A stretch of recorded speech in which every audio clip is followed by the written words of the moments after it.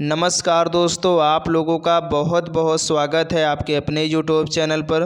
दोस्तों, आज की इस वीडियो में डेली की तरह जो भी फ्रेंड्स लोग रेलवे ग्रुप डी एग्ज़ाम 2025 की तैयारी कर रहे हैं, उन्हीं के लिए दोस्तों हम लेकर के आ गए हैं साइंस के मोस्ट इम्पोर्टेंट प्रीवियस ईयर में पूछे गए क्वेश्चन। यानी दोस्तों ये साइंस के ऐसे क्वेश्चन हैं जो रेलवे की किसी न किसी एग्ज़ाम में बार बार पिछले वर्षों में पूछे गए हैं। तो इसीलिए दोस्तों वीडियो का हर एक क्वेश्चन काफ़ी इंपॉर्टेंट होने वाला है आपके आने वाले अपकमिंग एग्ज़ाम्स के लिए। तो इसलिए दोस्तों आपको वीडियो में शुरू से लास्ट तक ज़रूर बने रहना है। अगर दोस्तों आपको किसी भी क्वेश्चन का यदि आंसर मालूम है तो आप लोग उस क्वेश्चन का जो आंसर है कमेंट बॉक्स में बिल्कुल बता सकते हैं। तो चलते हैं दोस्तों, आज की इस वीडियो को हम लोग स्टार्ट कर लेते हैं। उससे पहले जो भी फ्रेंड्स लोग हमारे इस चैनल पर पहली बार आए हैं, अगर आप लोगों ने अभी तक चैनल को नहीं सब्सक्राइब किए हैं तो प्लीज़ आप लोग चैनल को सब्सक्राइब करना बिल्कुल भी नहीं भूलिएगा। तो चलते हैं दोस्तों, स्टार्ट कर लेते हैं आज के सेशन को। दोस्तों आपकी स्क्रीन पर फर्स्ट क्वेश्चन है कि पौधों में पर्णहरित के संश्लेषण के लिए क्या आवश्यक होता है। बहुत इंपॉर्टेंट क्वेश्चन दोस्तों, आपको ध्यान रखना है। पौधों में जो पर्णहरित के संश्लेषण के लिए जो आवश्यक होता है दोस्तों, वो होता है क्या? मैग्नीशियम प्लस सूर्य की रोशनी। दोस्तों मैग्नीशियम और जो सूर्य की रोशनी है, ये पर्णहरित के संश्लेषण में जो है आवश्यक होता है। तो ये बात आपको ध्यान रखनी है। अगर बात करें दोस्तों पर्णहरित क्या होता है, तो पर्णहरित दोस्तों होता है क्लोरोफिल। आप लोग यहाँ पर समझिएगा पर्णहरित क्या होता है। तो दोस्तों पर्णहरित जो होता है वो आपका क्लोरोफिल होता है। क्या होता है? क्लोरोफिल। और अगर बात करें दोस्तों हम यहाँ पर जो पर्णहरित प्रक्रिया क्या होती, तो दोस्तों प्रकाश संश्लेषण की वह प्रक्रिया जिसमें पौधे सूर्य की प्रकाश की मदद से अपना भोजन बनाते हैं, उन्हें हम लोग क्या कहते हैं? पर्णहरित संश्लेषण कहते हैं। और पर्णहरित मतलब दोस्तों इसका क्या होता है? क्लोरोफिल होता है। यानी क्लोरोफिल का मतलब क्या होता है दोस्तों, कि पौधों की पत्तियों में पाया जाने वाला एक हरा वर्णक होता है, इसीलिए इसे पर्णहरित कहा गया है। तो यहाँ पर दोस्तों पौधों में जो पर्णहरित के संश्लेषण के लिए जो आवश्यक होता है वो आपका मैग्नीशियम प्लस दोस्तों सूर्य की रोशनी। तो ये बात आपको ध्यान रखनी है, क्वेश्चन काफ़ी इम्पोर्टेंट है। तो चलते हैं दोस्तों नेक्स्ट क्वेश्चन की तरफ। और नेक्स्ट क्वेश्चन है कि शलाका और शंकु नामक संवेदी तंत्रिका कोशिकाएं कहाँ पाई जाती हैं। यानी दोस्तों जो शलाका और शंकु नामक जो संवेदी ये दो तंत्रिकाएं होती हैं, तो दोस्तों ये जो कोशिकाएं हैं कहाँ पाई जाती हैं, तो दोस्तों ये आँख की रेटिना में पाई जाती है। यहाँ पर क्वेश्चन का जो राइट आंसर ऑप्शन ए है बिल्कुल करेक्ट हो जाएगा। इसके बाद नेक्स्ट क्वेश्चन है कि लैक्टिक अम्ल मुख्य रूप से किसमें पाया जाता है। देखिए लैक्टिक जो अम्ल है दोस्तों, ये मुख्य रूप से किसमें पाया जाता है, तो दोस्तों लैक्ट का मतलब क्या होता है? दोस्तों लैक्ट का मतलब होता है मिल्क। क्या होता है? मिल्क। तो दोस्तों जो आपका लैक्ट का जब भी जहाँ भी आपको मिले, लैक्ट का मतलब दोस्तों दूध होता है। तो दोस्तों दूध से ही क्या बनता है? दही बनता है। तो लैक्टिक अम्ल है जो किस में पाया जाता है दोस्तों? दही में पाया जाता है। तो यहाँ पर क्वेश्चन का जो राइट आंसर ऑप्शन बी है, ये बिल्कुल करेक्ट हो जाएगा। ठीक है, चलते हैं नेक्स्ट क्वेश्चन की तरफ कि कौन सा विटामिन शरीर को कैल्शियम को अवशोषित करने में मदद करता है। तो दोस्तों आपको ध्यान रखना है, ऐसा कौन सा विटामिन है जो शरीर को कैल्शियम को अवशोषित करने में मदद करता है, तो दोस्तों वह है आपका विटामिन डी। ठीक है, कौन सा विटामिन है? तो विटामिन डी दोस्तों एक ऐसा विटामिन है जो शरीर को कैल्शियम को अवशोषित करने में मदद करता है। तो आपको इस बात को ध्यान रखना है।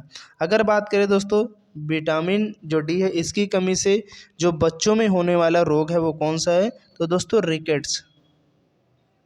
तो दोस्तों जो रिकेट्स नामक रोग है ये किस विटामिन की कमी के कारण होता है, तो विटामिन डी। और किस में होता है, तो बच्चों में होता है। तो ये बात आपको ध्यान रखनी है। अगर बात करें दोस्तों विटामिन बी की, तो विटामिन बी की कमी से जो होने वाला रोग है वो बेरी बेरी नामक रोग होता है। तो ये बात भी आपको ध्यान रखनी है। और अगर बात करें यहाँ पर विटामिन ए की कमी से कौन सा रोग होता है, तो आपको मालूम भी होगा दोस्तों, रतौंधी। दोस्तों जो रतौंधी नामक रोग है ये विटामिन ए की कमी के कारण होता है। और अगर बात करें दोस्तों विटामिन सी की कमी के कारण कौन सा रोग होता है, तो दोस्तों वह है आपका स्कर्वी। कौन सा? स्कर्वी नामक जो रोग है वो विटामिन सी की कमी के कारण होता है। तो आपको इन पॉइंट्स को भी ध्यान रखना है। चलिए इसके बाद नेक्स्ट क्वेश्चन है कि राइबोसोम निम्नलिखित में से किसके लिए एक कार्यस्थल है। यानी क्वेश्चन में आपसे दोस्तों पूछा जा रहा है कि जो राइबोसोम है ये निम्नलिखित में से इसका जो मुख्य कार्य होता है वो क्या होता है। तो दोस्तों राइबोसोम का जो मुख्य कार्य होता है वो क्या होता है, प्रोटीन का संश्लेषण करना। ठीक है, क्या होता है राइबोसोम का कार्य दोस्तों, प्रोटीन का संश्लेषण करना ही राइबोसोम का जो है वो ये मुख्य काम होता है। तो आपको ध्यान रखना है। अगर बात करें दोस्तों जो राइबोसोम है, दोस्तों जो राइबोसोम की अगर हम बात करें तो राइबोसोम में जो है कोशिका द्रव्य में उपस्थित झिल्लीदार दानेदार संरचना है। यानी दोस्तों राइबोसोम की अगर संरचना के बारे में बात करें तो जो आपका कोशिका द्रव्य होता है, आप लोगों ने पढ़ा होगा, जो कोशिका द्रव्य होता है इसमें झिल्लीदार, कैसी झिल्लीदार एवं दानेदार संरचना होती है, दानेदार संरचना होती है। कभी एग्जाम में पूछ ले कि राइबोसोम की जो संरचना वो किस प्रकार की होती, तो कोशिका द्रव्य में झिल्लीदार एवं दानेदार इसकी जो है संरचना होती है। और जो राइबोसोम है ये प्रोटीन का संश्लेषण करता है, मतलब कोशिका का प्रोटीन का कारखाना किसे कहा जाता है, तो राइबोसोम को कहा जाता है। तो ये बात अभी आपको ध्यान रखना है। यानी राइबोसोम को और क्या बोलते हैं, तो इसे प्रोटीन का कारखाना भी कहते हैं। क्या कहते हैं, प्रोटीन का कारखाना। ठीक है, तो ये बात आपको ध्यान रखनी है। ये सभी पॉइंट्स आपके एग्जाम में बार बार पूछे जाते रहते हैं, इसलिए आपको वीडियो में लास्ट तक जरूर बने रहना है। नेक्स्ट क्वेश्चन है कि आहार नली में अंगों द्वारा स्रावित कौन सा रस वसा के पाचन में महत्वपूर्ण भूमिका निभाता है।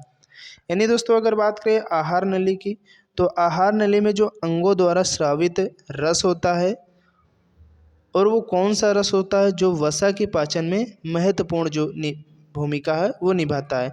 तो दोस्तों उस जो रस का नाम है पित्त रस है और इसे अग्न्याशयी रस भी कहते हैं। तो दोस्तों ये एक ऐसा रस है जो किसके पाचन में महत्वपूर्ण भूमिका निभाता है, तो वसा के। तो ये बात भी आपको याद रखनी है, तो ध्यान रखना है। चलिए इसके बाद हम लोग नेक्स्ट क्वेश्चन की तरफ बढ़ेंगे और नेक्स्ट क्वेश्चन है कि निम्नलिखित में से किस जलीय जंतु में गलफड़े नहीं होते हैं, ऑक्टोपस, स्क्विड या क्लाउन फिश या व्हेल। इंपॉर्टेंट है क्वेश्चन, आप लोग अक्सर इस तरह के क्वेश्चन में कंफ्यूज होते हैं कि यहाँ पर आपसे पूछा जा रहा है कि निम्नलिखित में से किस जलीय जंतु में गलफड़े नहीं होते हैं। आपको तो मालूम होगा, आप लोग फटाफट क्वेश्चन का जो आंसर है एग्जाम में करके आते हो कि हमें तो ये क्वेश्चन बहुत ईजी पूछ लिया गया, बाकी इतना ईजी है नहीं है।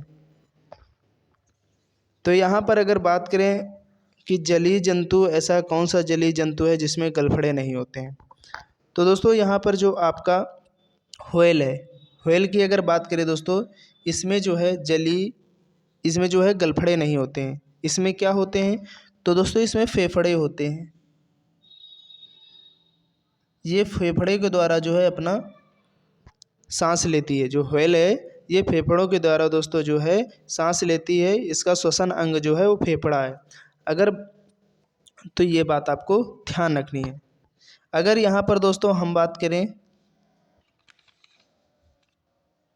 चलते हैं नेक्स्ट क्वेश्चन की तरफ, और नेक्स्ट क्वेश्चन है कि इनमें से कौन सा जीव त्वचा से सांस लेता है।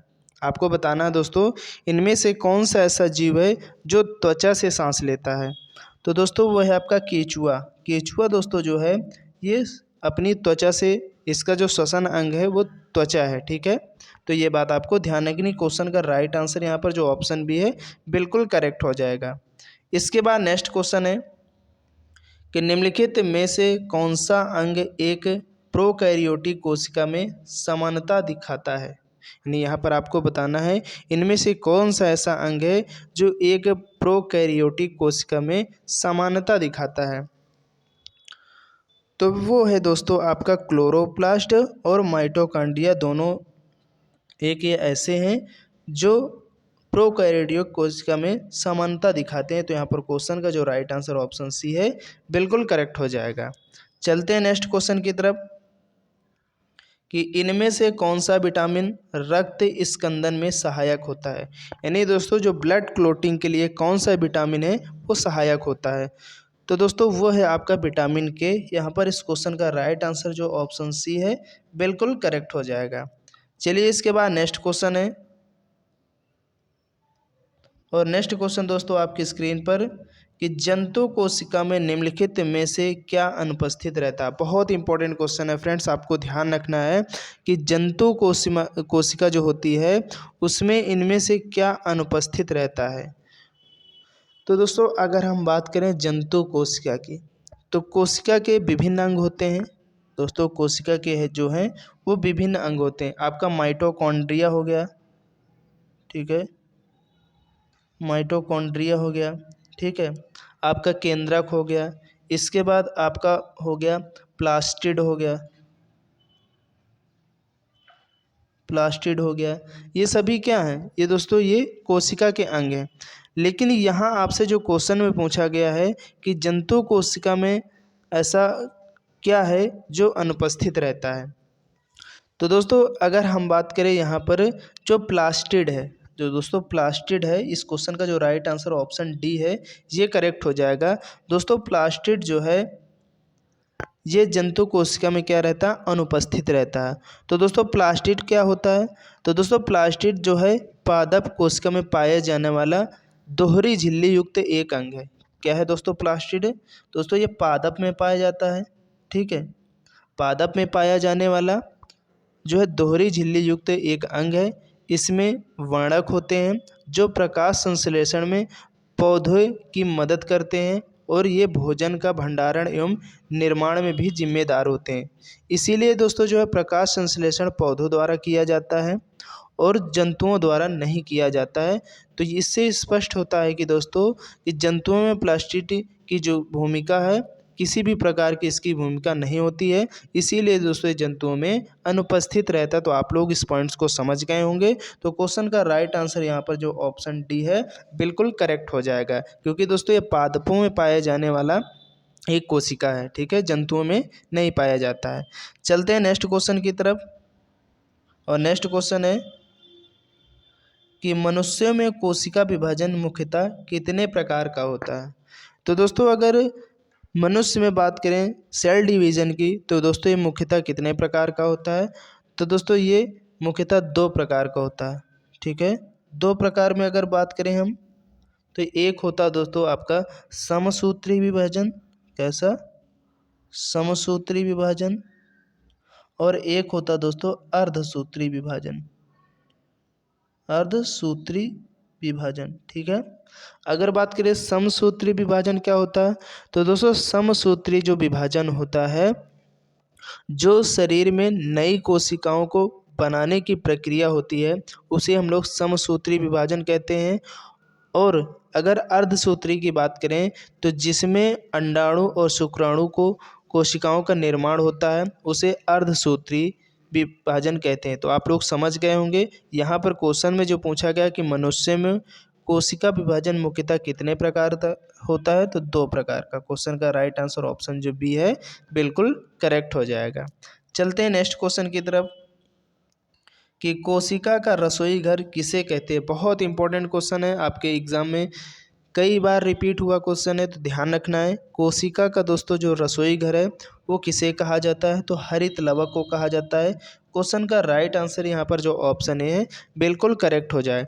अगर बात करें दोस्तों हरित लवक का मुख्य कार्य क्या होता है, तो दोस्तों इसका जो मुख्य कार्य होता है वो सूर्य के प्रकाश, जल और कार्बन डाइऑक्साइड की उपस्थिति में पादपों के लिए खाद्य का संश्लेषण करना इसका मुख्य कार्य होता है। आप लोग ध्यान रखना दोस्तों, इसका जो कार्य आपके एग्जाम में क्वेश्चन बनता है कि जो हरित लवक होता है जिसे कोशिका का रसोई घर कहते हैं, इसका मुख्य कार्य क्या होता है। तो आपको ध्यान रखना दोस्तों, सूर्य के प्रकाश में जल तथा कार्बन डाइऑक्साइड की उपस्थिति में पादपों के लिए जो खाद्य का संश्लेषण होता है वो हरित लवक का ही कार्य होता है। और दोस्तों हरित लवक जो है हरे रंग के प्लास्टिड होते हैं। कैसे होते हैं दोस्तों, हरित लवक जो हैं वो हरे रंग के प्लास्टिड होते हैं जो पुष्प के सभी हरे भागों में उपस्थित होते हैं, तो ये भी बात आपको ध्यान रखनी है। चलते हैं नेक्स्ट क्वेश्चन की तरफ कि जब कोशिका किसके द्वारा विभाजित होती है तो संतति कोशिकाओं में समान संख्या में गुणसूत्र होते हैं। यानी दोस्तों जब कोशिका है वो किसके यानी किसी के द्वारा भी विभाजित जब होती है तो इसमें संतति कोशिकाओं में जो समान संख्या में गुणसूत्र होते हैं उन्हें क्या कहते हैं। देखिए अभी हमने आपको बताया भी दोस्तों, जिसमें समान यानी कोशिकाओं में समान संख्या में गुणसूत्र पाए जाएं उसे हम लोग क्या बोलते हैं दोस्तों, समसूत्री विभाजन कहते हैं। क्वेश्चन का यहाँ पर राइट आंसर जो ऑप्शन डी है ये बिल्कुल करेक्ट हो जाएगा, जिसे हम लोग माइटोसिस कहते हैं। ठीक है, चलते हैं नेक्स्ट क्वेश्चन की तरफ कि राइबोसोम निम्नलिखित में से किसके लिए एक कार्यस्थल है। देखिए क्वेश्चन रिपीट हो गया, चलिए कोई बात नहीं है, रिपीट हो गया तो हम लोग फिर इसको पढ़ लेते हैं।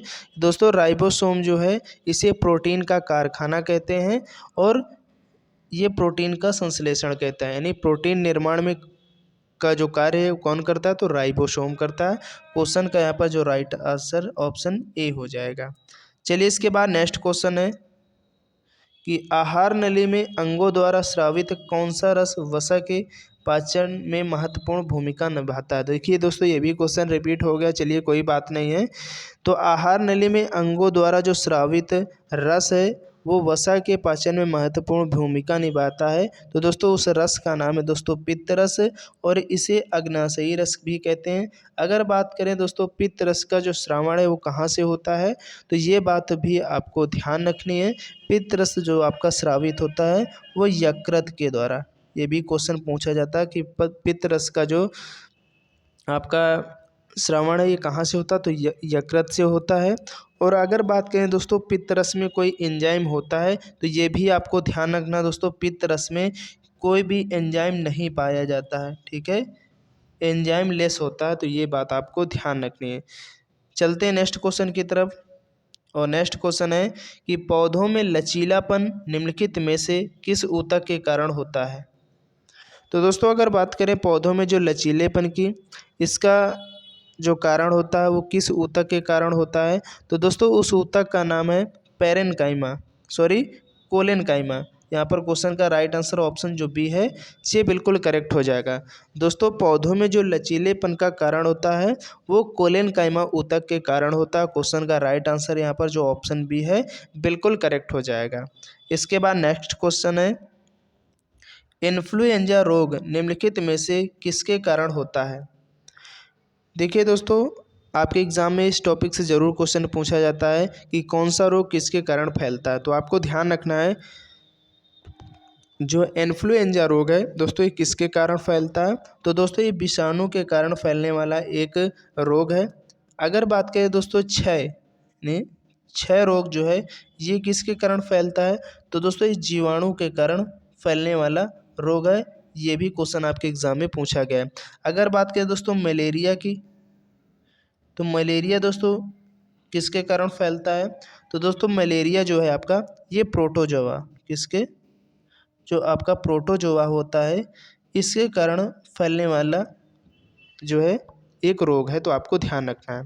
चलिए इसके बाद नेक्स्ट क्वेश्चन की तरफ बढ़ेंगे और नेक्स्ट क्वेश्चन है कि एक पौधे की कोशिका भित्ति किससे निर्मित होती है। यानी दोस्तों आपसे पूछा जा रहा है कि पौधे की जो कोशिका भित्ति होती है वो किससे बनी हुई होती है, यानी इसका निर्माण जो है वो किससे होता है।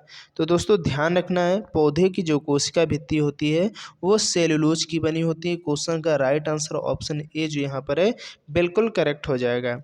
चलिए इसके बाद नेक्स्ट क्वेश्चन है और आज की इस वीडियो का दोस्तों लास्ट क्वेश्चन है कि निम्नलिखित में से कौन सा प्रेरक कारक काला अजार रोग का कारण बनता है। यानी दोस्तों जो काला अजार रोग है ये किस कारक के द्वारा फैलता है, तो दोस्तों आपको ध्यान रखना है, ये भी इंपॉर्टेंट क्वेश्चन कई बार रिपीट हुआ है। तो दोस्तों ये विषाणु के कारण यानी जो आपका जो विषाणु होता है वायरस होता है इसके कारण फैलने वाला एक रोग है। तो यहाँ पर दोस्तों इस क्वेश्चन का राइट आंसर ऑप्शन सी हो जाएगा प्रोटोजोआ। यानी दोस्तों जो काला आजार रोग है ये प्रोटोजोआ के कारण फैलने वाला एक रोग है। तो ये बात आपको ध्यान रखनी। क्वेश्चन का राइट आंसर यहाँ पर जो है ऑप्शन सी हो जाएगा। तो उम्मीद करते हैं दोस्तों आज का जो वीडियो हो आप लोगों को काफ़ी ज़्यादा पसंद आया होगा। तो आप लोग वीडियो को लाइक कर देना और ज़्यादा से ज़्यादा अपने दोस्तों तक इस वीडियो को शेयर कर देना, क्योंकि दोस्तों ये सभी क्वेश्चन आपके रेलवे के किसी न किसी एग्ज़ाम में प्रीवियस ईयर में बार बार पूछे गए, इसलिए आपके आने वाले ग्रुप डी एग्ज़ाम्स के लिए क्वेश्चन काफ़ी ज़्यादा इंपॉर्टेंट होने वाले हैं और यहाँ से 100% दोस्तों आपके एग्ज़ाम में क्वेश्चन देखने को मिलने वाले हैं। तो इसलिए जितने भी दोस्त लोग हमारे इस चैनल पर पहली बार आए हैं, अगर आप लोगों ने अभी तक चैनल को नहीं सब्सक्राइब किया तो प्लीज़ आप लोग चैनल को सब्सक्राइब करना बिल्कुल भी नहीं भूलिएगा, क्योंकि दोस्तों हमारे इस चैनल पर आप लोगों को डेली साइंस के जो प्रीवियस ईयर में रेलवे के क्वेश्चन पूछे गए उनसे रिलेटेड वीडियो मिलती रहती है। तो इसलिए आप लोग इस वीडियो को देखना बिल्कुल भी मत भूला करें। तो चलते हैं दोस्तों नेक्स्ट वीडियो के लिए, तब तक के लिए जय हिंद जय भारत।